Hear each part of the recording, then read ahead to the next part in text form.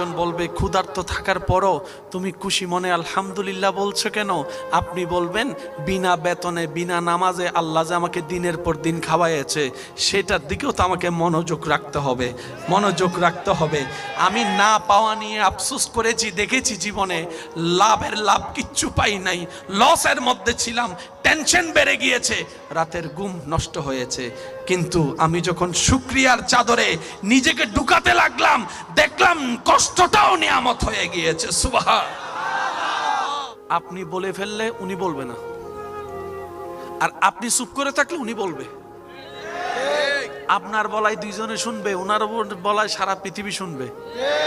আপনি করলে আর কি করতে পারবেন, আমি করলে আর কি করতে পারবো, কিন্তু উনি যখন করা শুরু করবে, ফেরাউনে যখন চিৎকার করছে, মুসা নবী বলেন না